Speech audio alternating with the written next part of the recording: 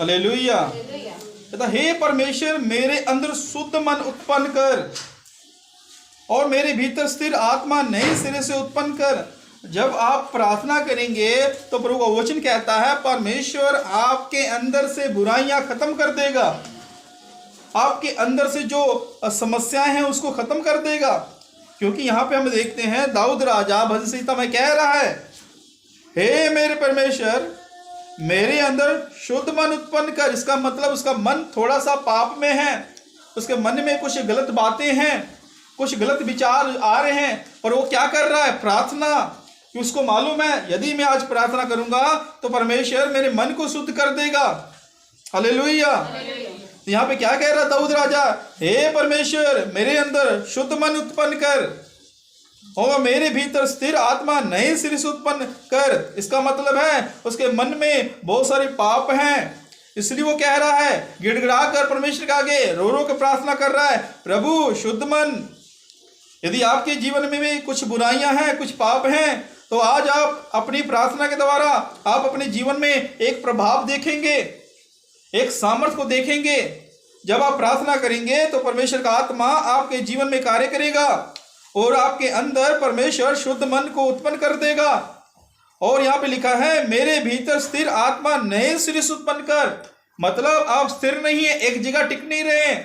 हो सकता है आपका कामकाज में कोई स्थिरता नहीं है, आपके बच्चों में कोई स्थिरता नहीं है, आपकी प्रार्थना में कोई स्थिरता नहीं है, आप बाइबल पढ़ने में स्थिर नहीं है। पर जब आप प्रार्थना करेंगे परमेश्वर के आगे घुटने टेक कर, तो पवित्र आत्मा क्या करेगा?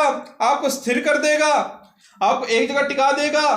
जिस प्रकार परमेश्वर का आत्मा हमें अगुवाई करता है, जब हम उसके अनुसार करेंगे तो हम देखेंगे अपने जीवन में अद्भुत कार्य।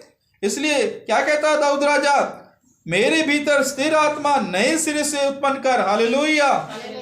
अभी जो मेरे अंदर आत्मा है वो स्थिर नहीं है। मैं कुछ भी करता हूं, कुछ समय के लिए करता हूं, पर बंद कर देता हूं।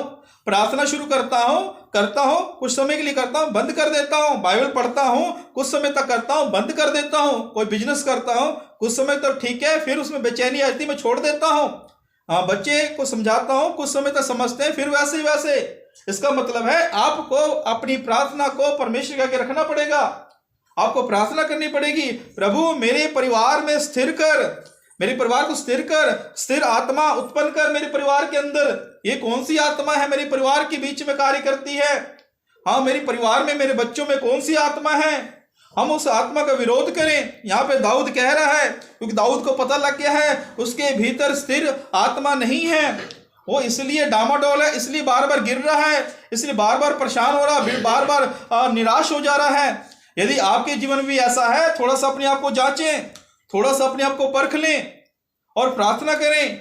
खुदा को बोले, परमेश्वर मैं वचन में से जान लिया है, दाऊद कह रहा है मेरे भीतर स्थिर आत्मा नए सिरे से उत्पन्न कर। तो मैं प्रार्थना करता प्रभु जी मेरे बच्चों के जीवन में सही आत्मा कार्य करे, मेरे परिवार में सही आत्मा कार्य करे, मेरे ऊपर भी सही आत्मा कार्य करे। जो मैं बिजनेस करता हूँ सही अभिषेक उसके ऊपर आने पाए। जो आप काम करते हैं उसके ऊपर भी परमेश्वर का सही अभिषेक मांगे, ताकि जब परमेश्वर आपके काम को, आपके जीवन को स्थिर कर दे। हालेलुया। ये कैसे होगा स्थिर? जब आप प्रार्थना करेंगे, जब आप प्रार्थना करेंगे आपके प्रार्थना द्वारा एक बड़ा प्रभाव होगा, एक बड़ा चमत्कार होगा, एक बड़ा मिरेकल होने वाला है।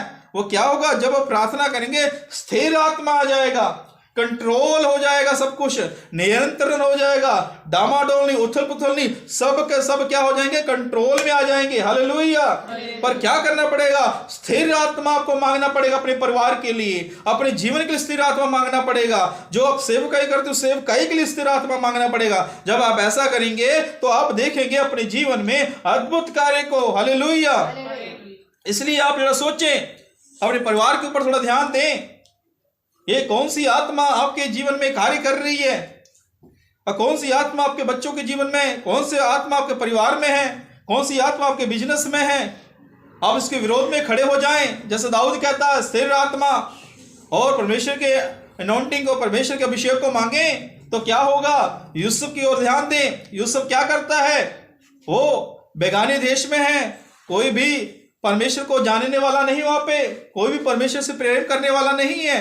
पर प्रभु का वचन कहता है यूसुफ स्थिर आत्मा के अंदर था। यूसुफ के ऊपर जो पवित्र आत्मा था स्थिर था, जो आत्मा था उसके ऊपर बड़ा ही अच्छा आत्मा था।